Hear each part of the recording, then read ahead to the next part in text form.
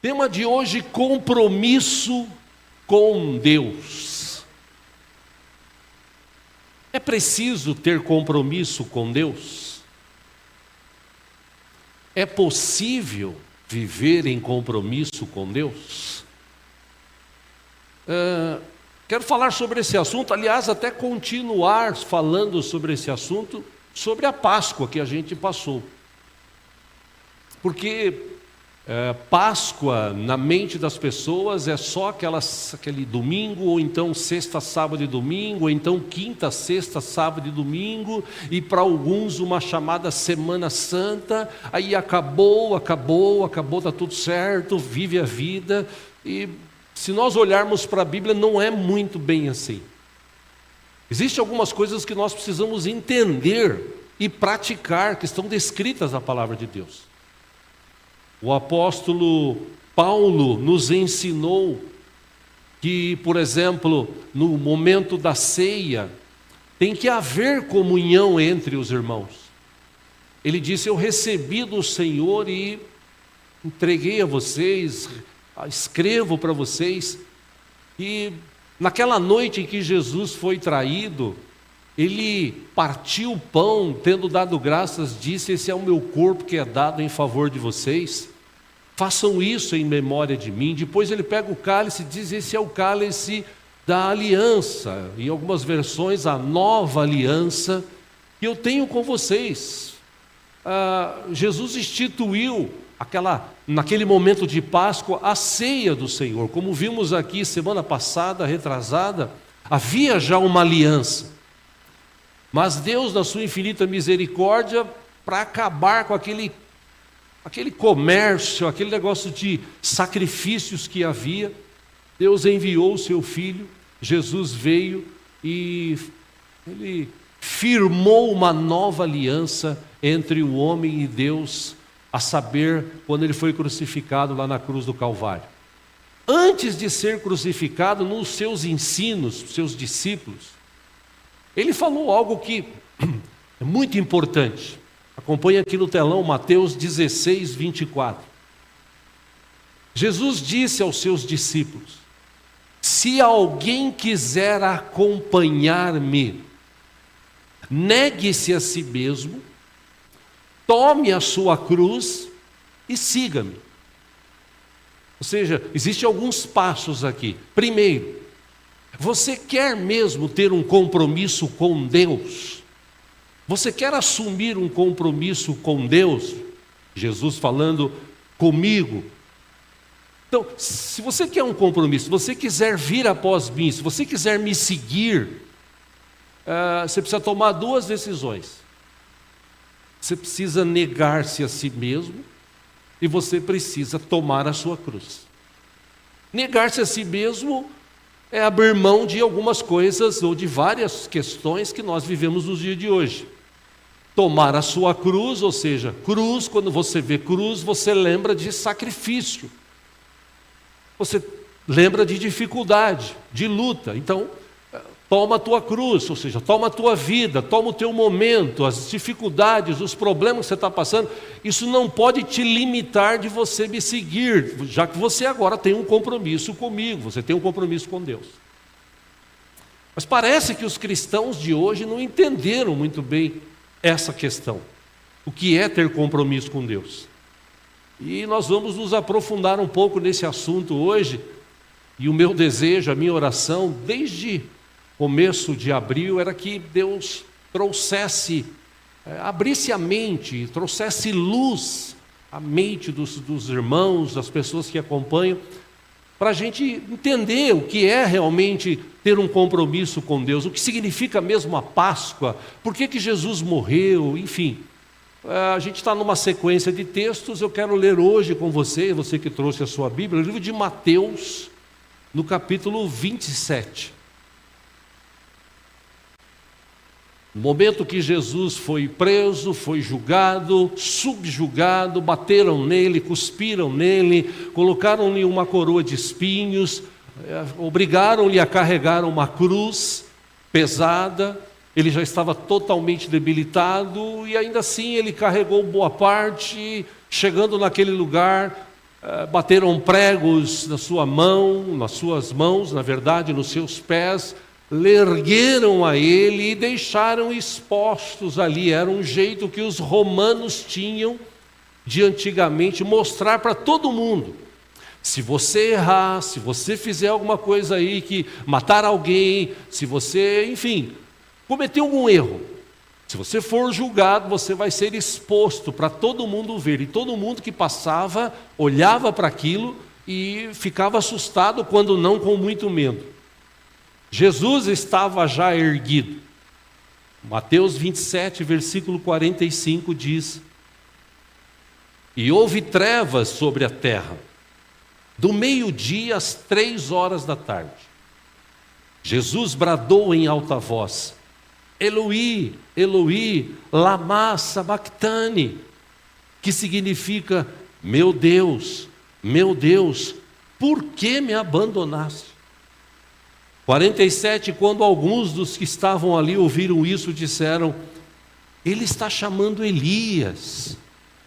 48, imediatamente um deles correu em busca de uma esponja, embebeu-a em vinagre, colocou-a na ponta de uma vara e deu a Jesus para beber.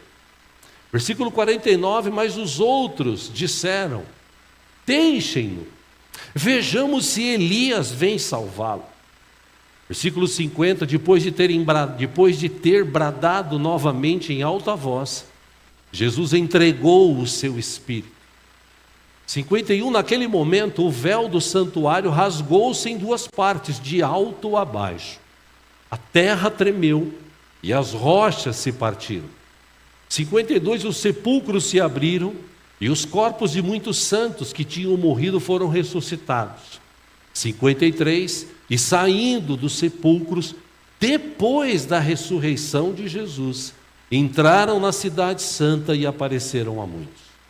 54, quando o centurião e os que com ele vigiavam Jesus viram o terremoto e tudo o que havia acontecido, ficaram aterrorizados e exclamaram: verdadeiramente este era o Filho de Deus. Só até. Eu quero te trazer aqui à mente nessa manhã que para muitos o sacrifício de Cristo foi um sacrifício. Ele sofreu, ele morreu, depois ele ressuscitou, que bom e tal. Parece que as pessoas ainda não mensuraram o que realmente aconteceu naquele dia. Como eu disse há pouco, haviam sacrifícios, inclusive até no momento em que Jesus entregou o seu espírito, que aconteceu tudo isso aqui que nós vamos ver, lá no templo, onde o véu se rasgou, do lado de cá havia ali sacerdote. Era um momento que eles faziam os sacrifícios, havia aquele momento. Para eles, tudo que estava acontecendo lá fora. Eles estavam ali, fazendo o que eles tinham que fazer. Eu imagino que eles também devem ter se assustado muito quando eles sentiram terremoto, quando eles notaram que estava tudo escuro, e quando o véu então se rasgou, eu imagino que aquelas pessoas ali dentro, eles devem ter tomado um tremendo de um susto, e daqui a pouco você vai entender por que isso. Do lado de fora, Jesus entrega o seu espírito.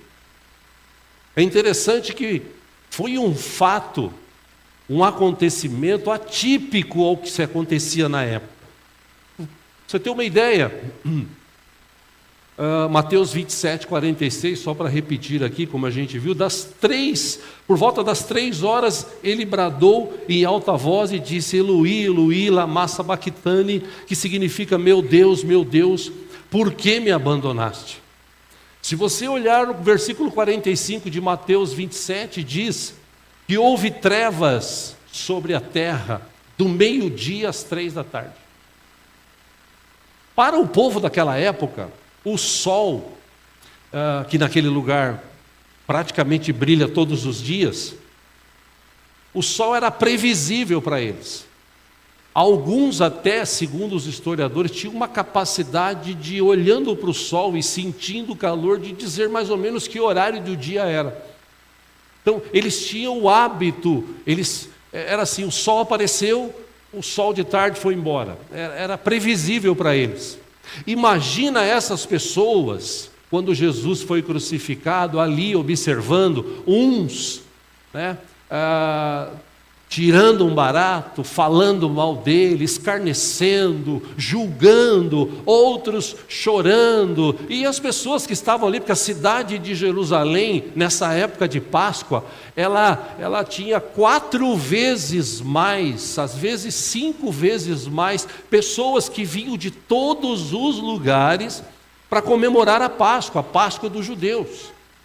Então a cidade estava lotada, e esse fato ali despertou a atenção de muita gente. Aí de repente eles estão olhando, meio-dia escurece, o sol some, fica tudo escuro, fica um breu. Imagina no coração daquelas pessoas, tanto que, se você ler o texto, quando Jesus entregou o seu Espírito, houve até terremoto, a terra tremeu.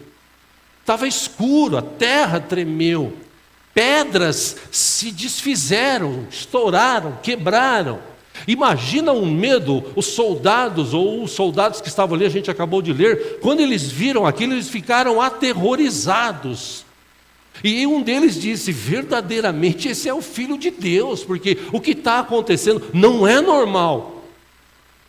O que está acontecendo... Já pensou, terremoto, você está no lugar, de repente terremoto, as pedras começam a explodir, estourar, escuridão. Poxa, para quem vinha, aquilo ali era tudo novo, foi um fato atípico, mas foi um fato que marcou a mente, a vida daquelas pessoas.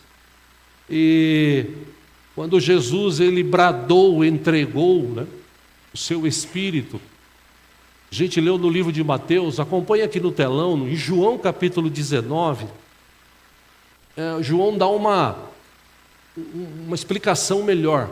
João capítulo 19, versículo 29, diz que estava ali uma vasilha cheia de vinagre.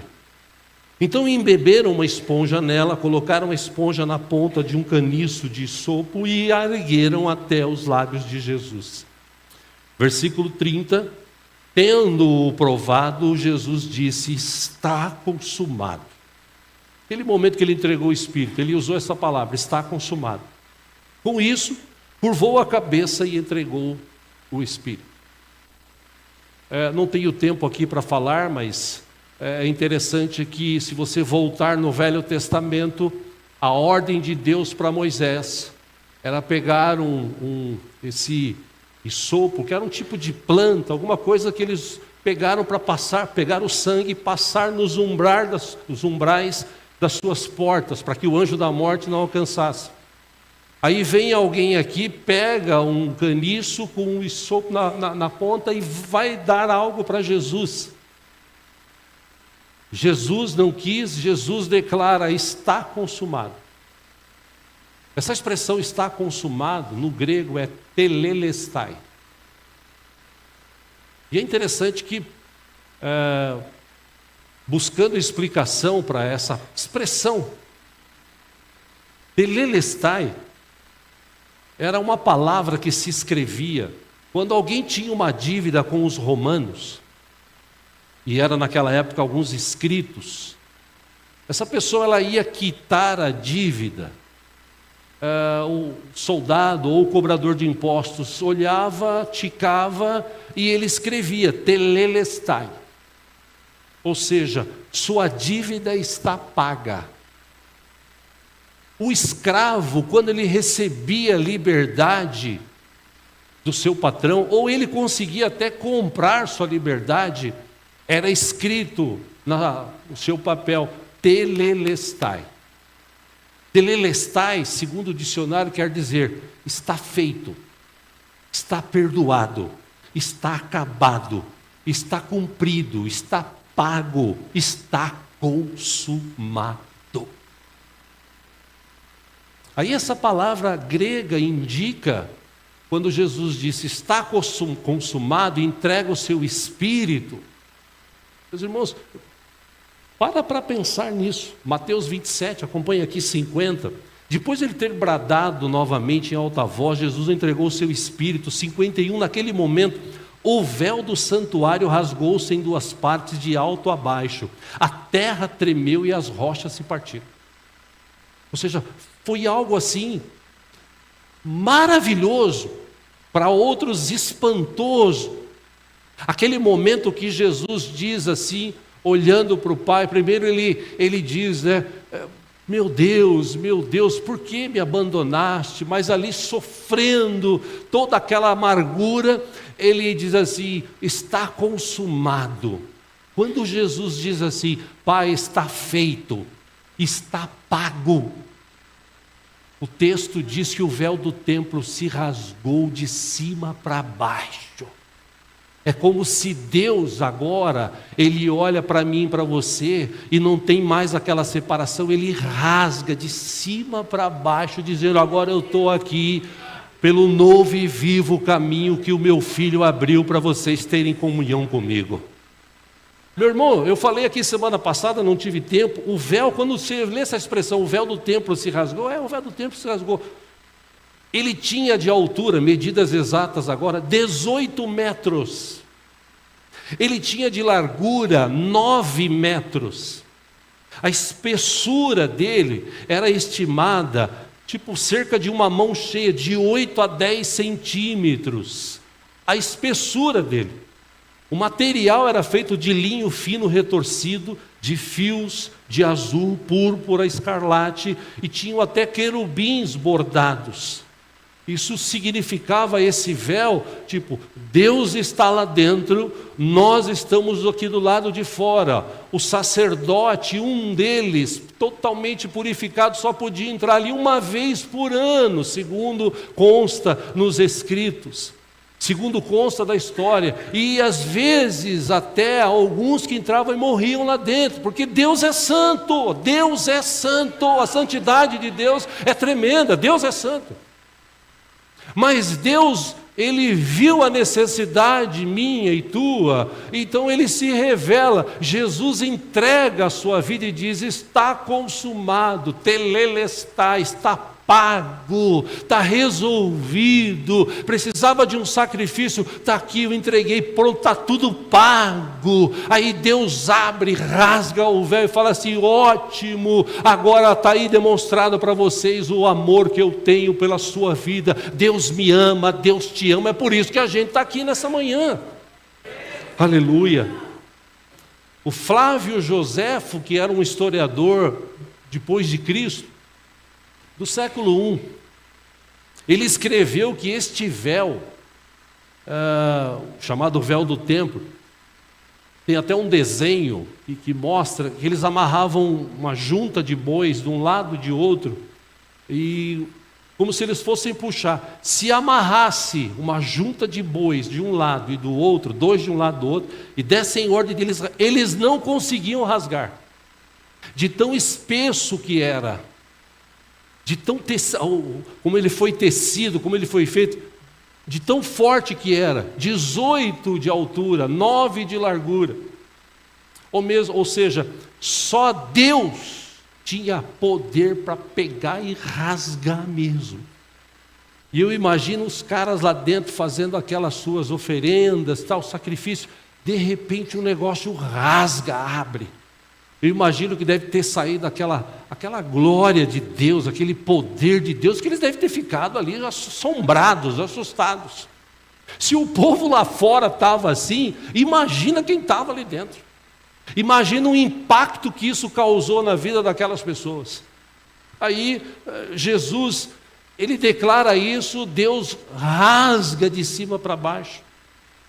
E a partir daquele momento, qualquer ser humano e quer falar com Deus vivo e poderoso, através de Jesus, ele tem acesso. Que coisa maravilhosa. O apóstolo Paulo, em Romanos capítulo 6, acompanha aqui versículo 14, ele disse assim: porque o pecado não terá domínio sobre vós, pois não estáis debaixo da lei, e sim da graça.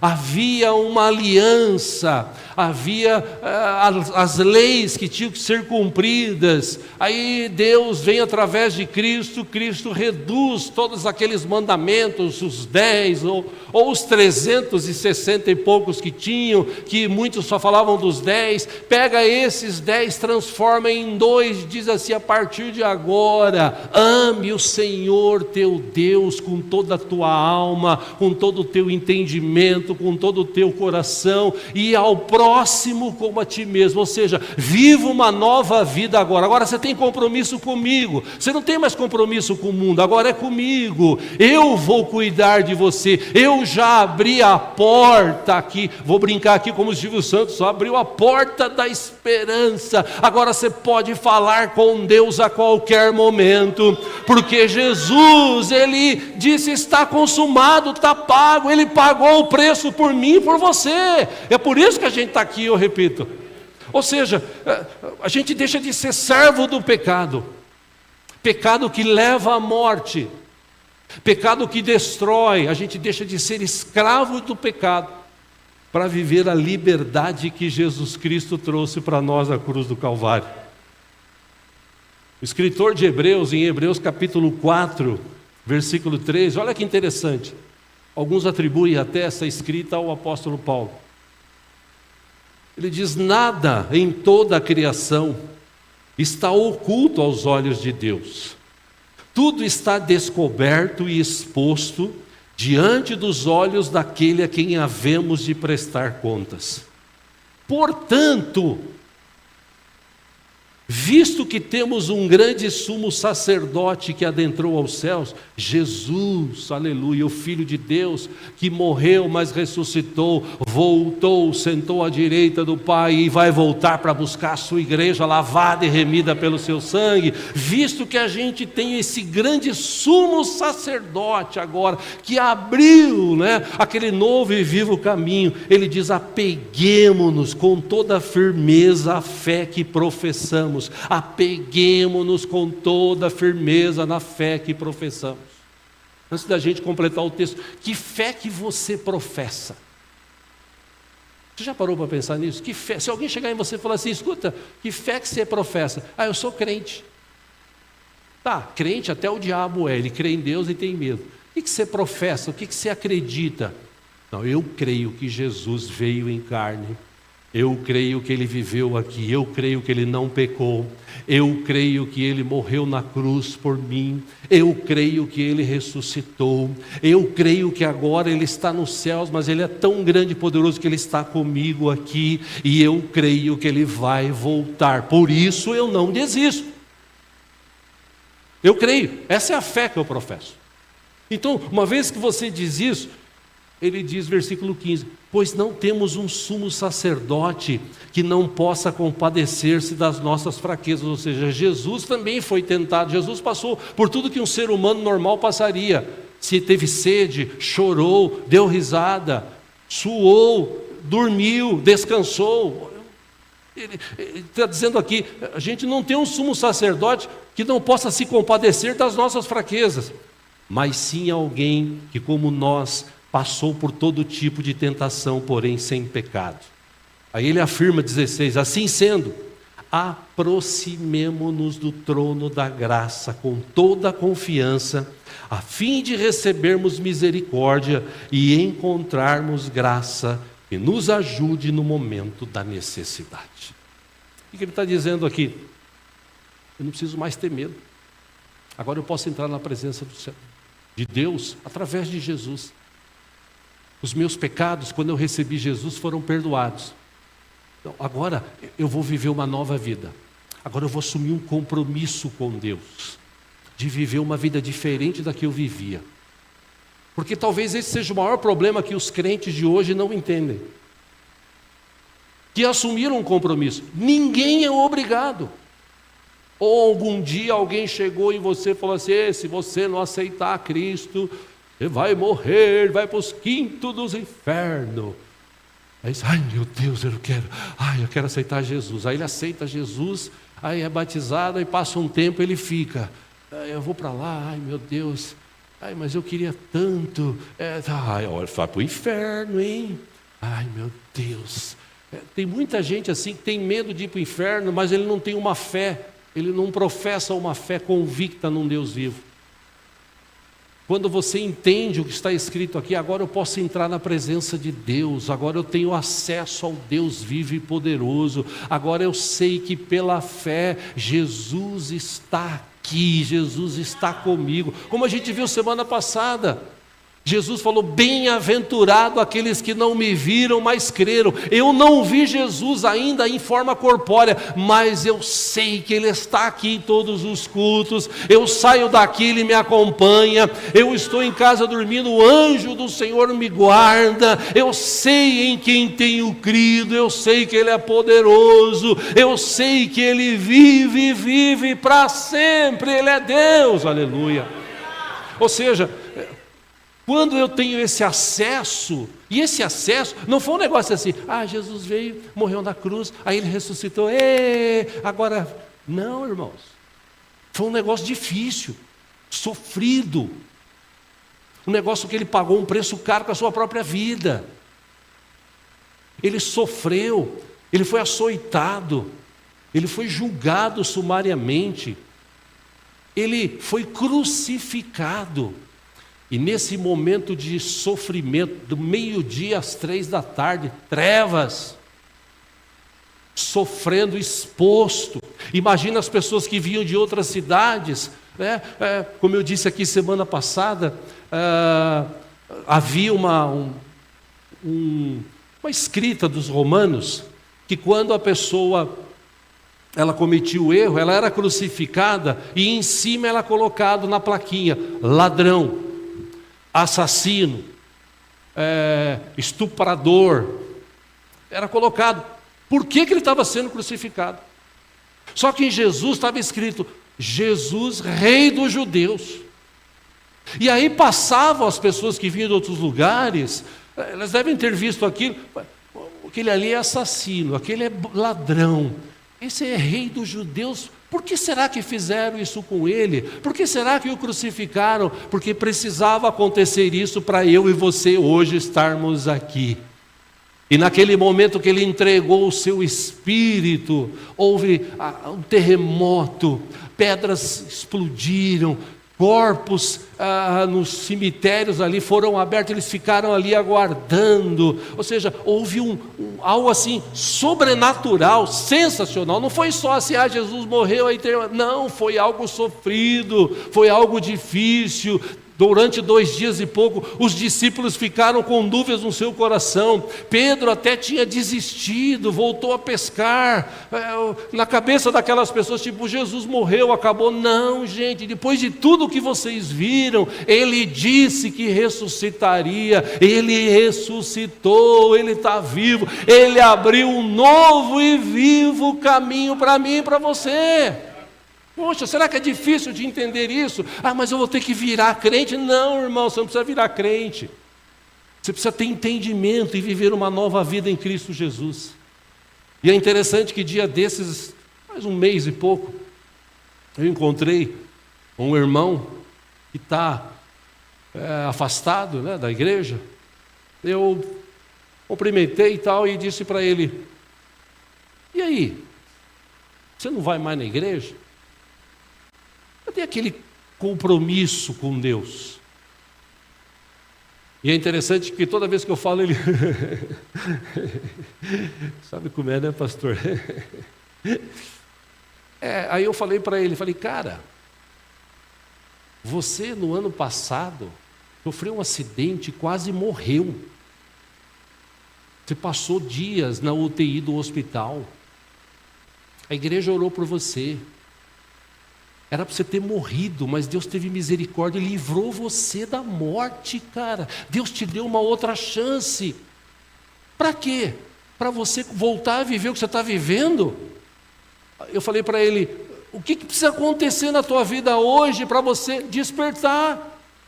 Será que você não entendeu que você tem um compromisso com Deus? Será que você não entendeu que a tua vida agora é outra? Será que você não entendeu no dia que você recebeu Jesus? Parece que não.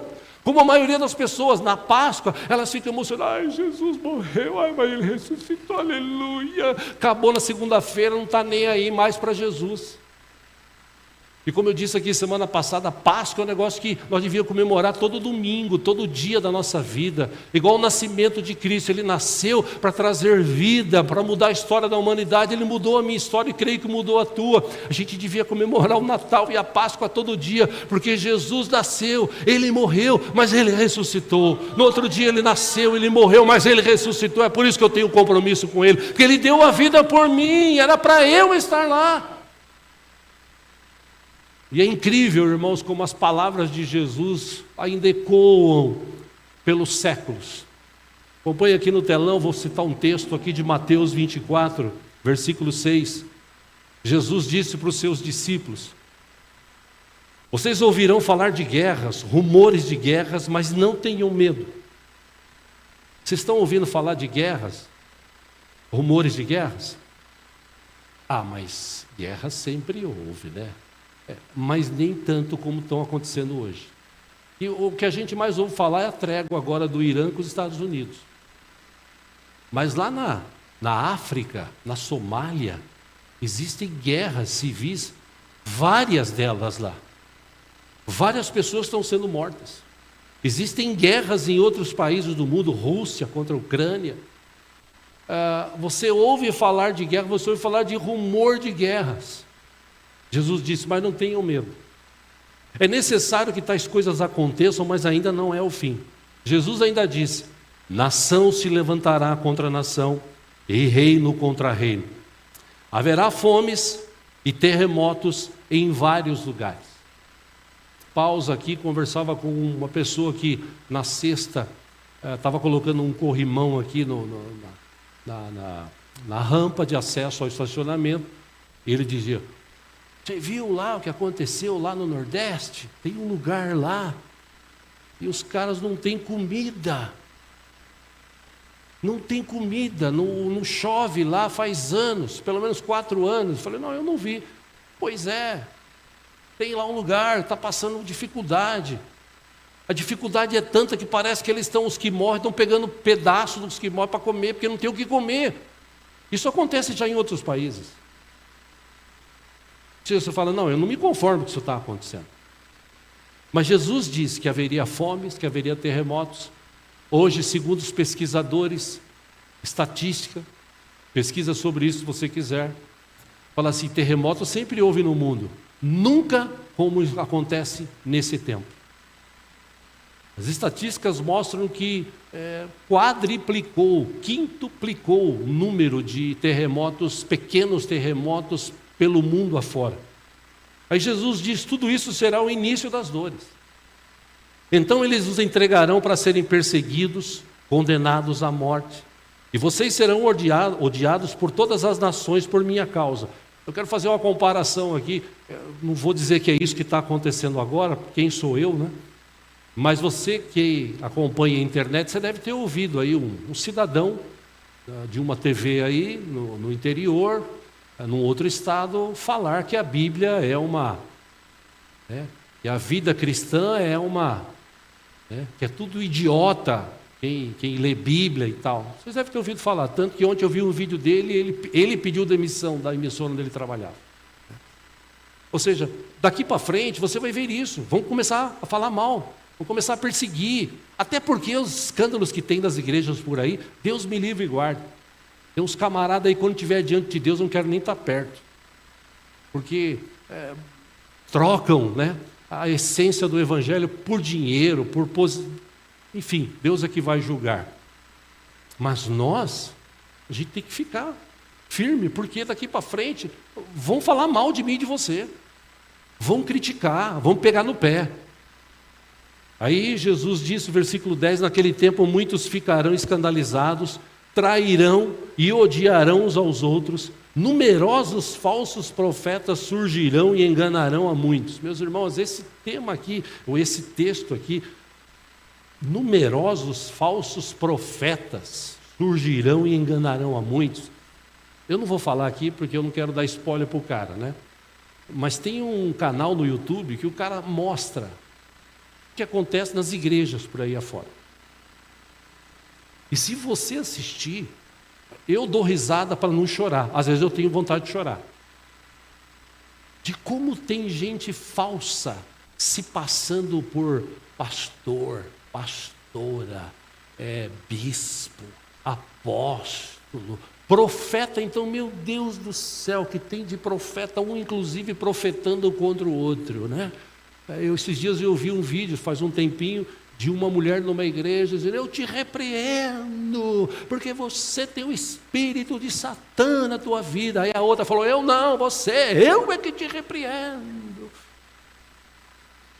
E o povo dentro da igreja assim, porque eu estou pregando aqui para você para abrir a tua mente, mas o povo parece estar com a mente fechada, acredita em tudo. Vem alguém e fala assim: irmão, faz um depósito, aleluia, fala as línguas estranhas lá que eles falam, e é tão estranha que você nem... É muito estranha, né? A charabala, ripa lá para trás, né? Aquelas coisas que o pessoal fala aí, né? Né? Se você assistir esses vídeos, você dá risada e fala: meu Deus, a que ponto nós vamos chegar? Meu pai ainda dizia: você ainda vai ver muita coisa, filho. E eu estou vendo e não estou acreditando.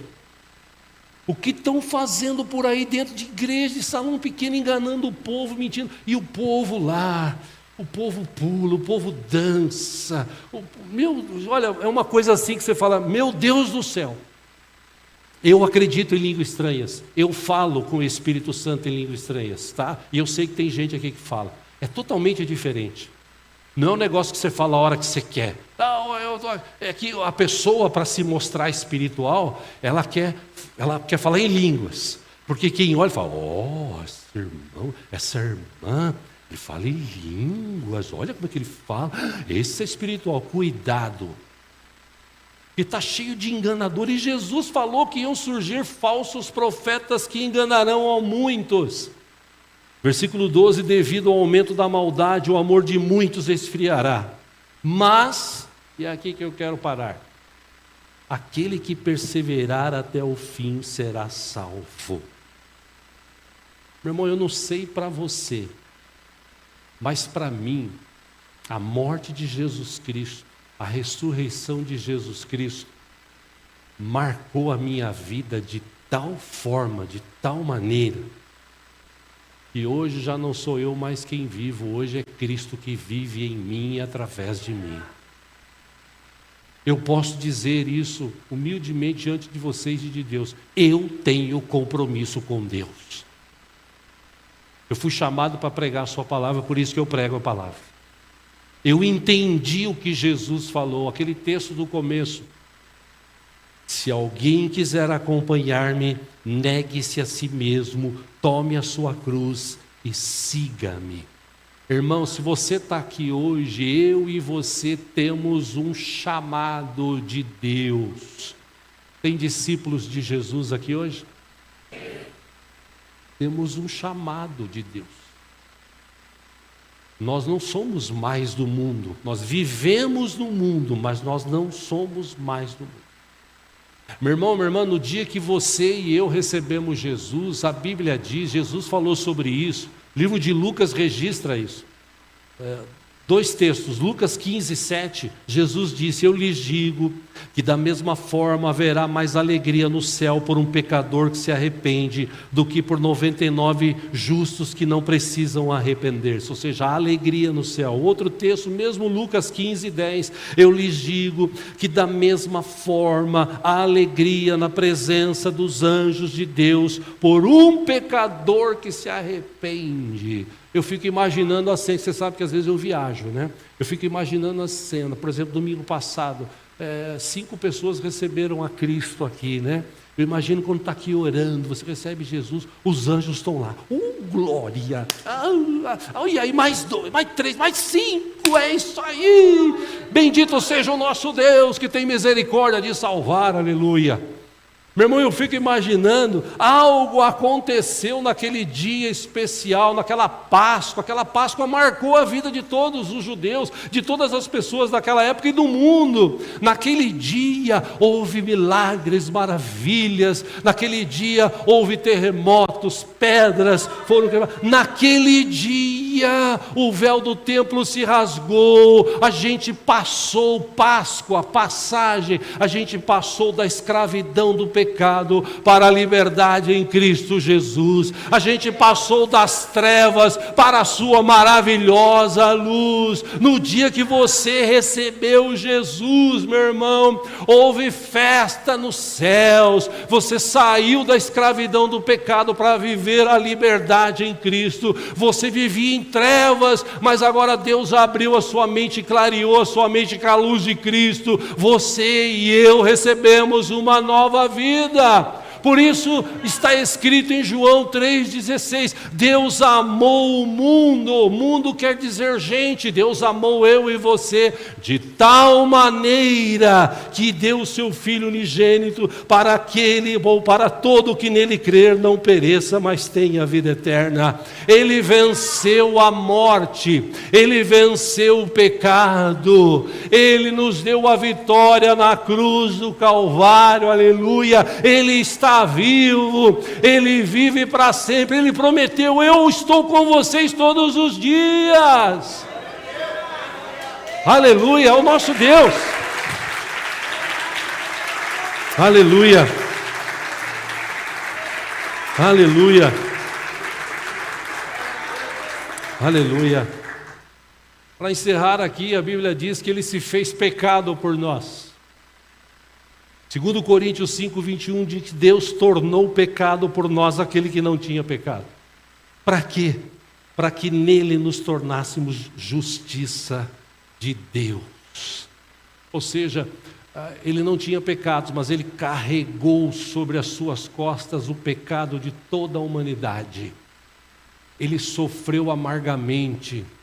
Aí eu encerro perguntando para você aqui, para quê? Os crentes hoje viverem assim, hoje eu não vou na igreja porque, sabe como é que é, né? Eu estou cansado, trabalhei muito. Hoje eu não vou na igreja porque tem o jogo do Corinthians, né? Não, hoje eu não vou na igreja porque eu vou para o shopping. E dá para conciliar, porque a nossa igreja tem 2 cultos, né? Não, hoje eu não vou porque eu estou triste. Estou triste. Hoje eu não vou porque tem uma irmã lá nojenta. Meu Deus, não gosto daquela irmã. Quando eu vejo, acho que eu vou descobrir que culto que ela vai para eu ir em outro. Aqui não tem ninguém assim, tá, gente? Estou falando de gente de outras igrejas, tá? Quer dizer, tudo aquilo que aconteceu, para quê? As pessoas viverem hoje, não está nem aí. Não dão um exemplo de cristão. Não falam de Jesus para as pessoas, não mostram Jesus através da sua vida. Cadê o compromisso com Deus? Você não assumiu o compromisso comigo, você não assumiu o compromisso com a comunidade livre em Cristo, você assumiu o compromisso com Jesus, de segui-lo, de tomar a tua cruz, de negar a si mesmo. Amém? Sim ou não? Ou então esse texto de Jesus, porque Ele falou, Ele deixou claro, Ele não prometeu, vem, eu vou abrir as portas, você vai ficar rico, você vai ter um carro do ano. Eu também tenho um carro do ano, graças a Deus, do ano de 2015. Você vai ter. Foi isso que Jesus falou? Não, Jesus falou, no mundo vocês vão ter aflições, mas eu venci o mundo. Vem do jeito que você está cansado e oprimido, eu vou mudar a história da tua vida, eu vou trazer alívio para você. O resto, se você for fiel a Deus, se você trabalhar, você vai conquistando ao longo do tempo. Você vai indo, você vai crescendo, porque Deus é abençoador, Deus é bom, Deus quer o melhor para a gente. Ou a gente entende isso, ou então a gente vai viver como muita gente aí hoje. A estatística está aumentando. A cada ano que passa, milhões de cristãos estão desviados, estão afastados. Por quê? Porque não entenderam o que é ter um compromisso com Deus. E eu quero encerrar aqui lendo um texto. Se você puder, fique em pé. Eu vou ler aqui, acompanhe aqui no telão.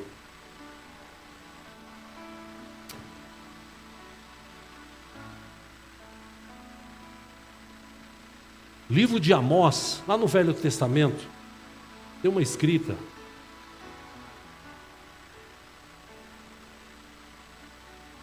Versículo 9, uma profecia de Amós. Naquele dia, declara o Senhor, o soberano: farei o sol se pôr ao meio-dia, e em plena luz do dia escurecerei a terra. E isso aconteceu ao menos uns 300, 400 anos depois. No dia que Jesus entregou a sua vida, no dia que ele estava ali na cruz, a gente viu isso.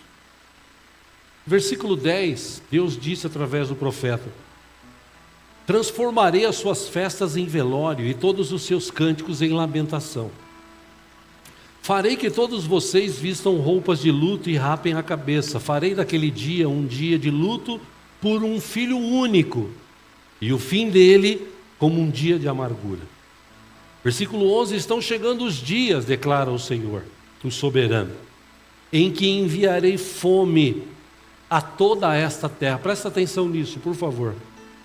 Não fome de comida, nem sede de água, mas fome e sede de ouvir as palavras do Senhor.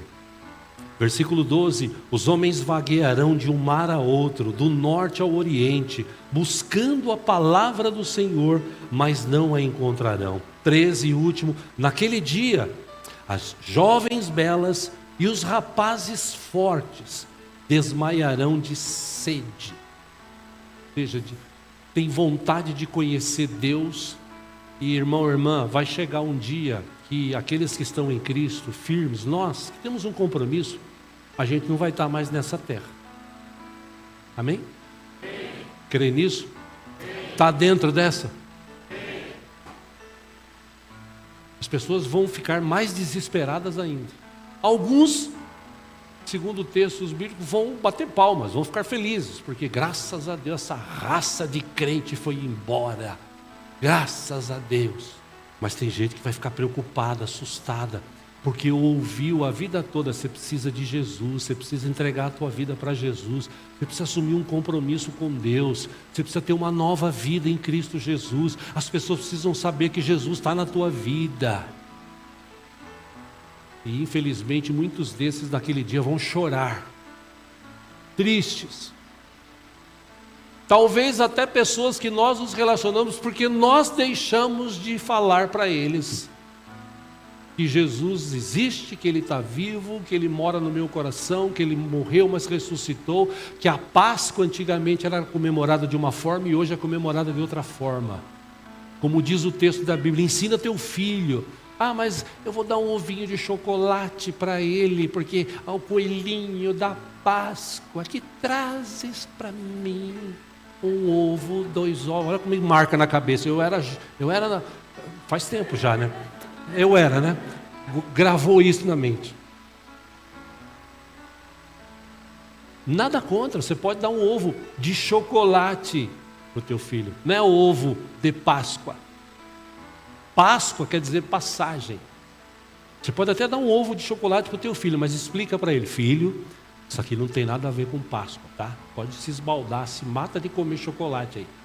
Mas você tem que entender que Páscoa significa passagem. Um dia alguém especial morreu na cruz do Calvário para dar a vida para mim e para você estarmos aqui hoje. Os nossos pecados todos perdoados, com o nosso nome escrito no livro da vida. Aleluia. Então, filho, filha, é por isso que a gente comemora a Páscoa, tá? Pode comer seu chocolate, mas a gente comemora a Páscoa por isso. É isso que diz a Bíblia. Só que os pais de hoje esqueceram-se de ensinar para os seus filhos, até de viver o que é Páscoa. Se você tem compromisso com Deus, eu quero, através dessa oração que nós vamos fazer, gerar um despertar dentro da tua vida. Para você falar, não, eu tenho compromisso com Deus. Eu tenho compromisso sim, eu oro, eu leio a Bíblia, eu tenho comunhão com Ele, eu estou buscando santidade. Eu sei que o mundo jaz no maligno, mas eu vou buscar santidade. Eu vou amar os meus irmãos, eu vou perdoar os meus irmãos. Eu vou viver uma vida, a vida que Cristo quer que eu viva, eu vou viver. Eu vou procurar viver, eu vou viver essa nova vida. Se você realmente quer esse compromisso com Deus, é hora da gente orar. E você falar com Deus. Amém?